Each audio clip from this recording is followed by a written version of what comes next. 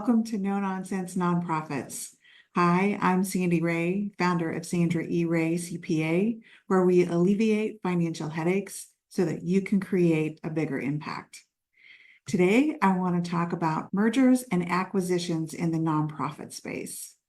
In the nonprofit world, various organizations and associations often have shared missions or goals. While many times it makes sense for individual organizations to serve their specific populations, there are times when combining skill set, connections, funding sources, and knowledge can enable two organizations to become one more powerful and impactful entity. Let's talk about the benefits of a merger or an acquisition within two nonprofit organizations. Of course, efficiency is gained by combining resources of the two organizations. We're going to have reduced overhead. We're going to have the ability to streamline our operations, and that gives us the ability to allocate more resources towards the mission. It gives us financial strength. By combining the assets into one new entity, we are better equipped to withstand economic fluctuations and changes in funding sources. Now, this results in long-term financial stability. Mergers and acquisitions can also improve our public trust and make our donors look at us more favorably. So, what do we want to consider before embarking on a merger or an acquisition? Well, definitely, we want to make sure the pros outweigh the cons for both organizations.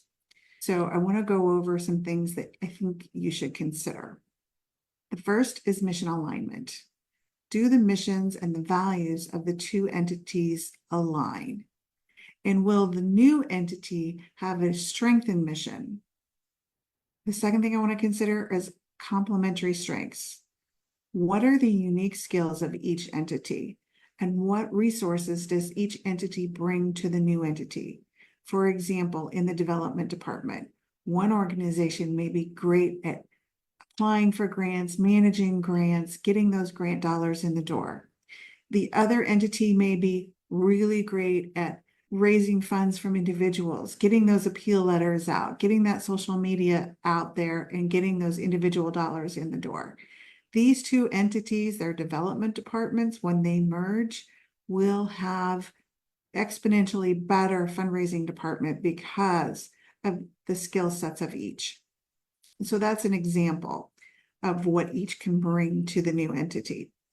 Of course, we want to talk about financial health.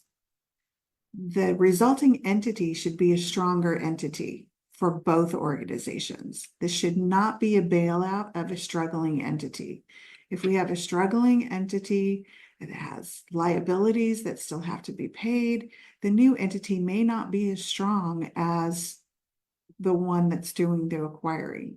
So we want to look at that. Another thing we want to look at is leadership and culture. If we have mismatched leadership styles or mismatched organizational cultures, this could lead to disaster. We could have the new entity not operate efficiently as we had hoped, and it could just make the whole thing fall apart. The fifth thing we want to look at is our stakeholder support. Are we getting support from our board of directors, our staff and our volunteers, our donors, our community in general, and of course, our constituents? We want to make sure that all these stakeholders are on board. And then we want to start looking at legal and regulatory compliance. And this is where we're getting very serious because we're throwing money at this. You may need to seek some legal advice as far as what are your state laws, what are your local laws and federal laws. Another thing we want to do is a risk assessment. What are the potential risks of the new entity? Is there any negative impact on our existing programs, our services, or our relationships within the community? We do not want to have those negative impacts affect the new entity. So what can we do to mitigate that? We want to look at our long-term strategy. Does the long-term strategy of the new organization fit with the long-term strategy of the two entities before they merge. We want to make sure that both long-term strategies are met with the new organization. We want to do our due diligence.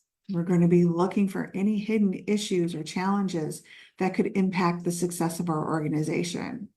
And then we want to determine how we're going to address those. And then finally, we want a communication plan. We want to keep those key stakeholders informed throughout the process. We want to address their concerns, and we want to build trust, because ultimately those key stakeholders will have a big impact on our new entity. The decision to merge should align with the goal of advancing your shared mission and ensuring the long-term success of the new entity. It's a very complex process that requires careful evaluation and planning, but it can open the doors to greater efficiency and success, and that can improve your impact. I hope this was helpful. And if you have any questions about this or any other topics, please put it in the comments below. Of course, we always appreciate your likes. Thank you for joining me today. And remember, creating a bigger impact starts with stopping the nonsense.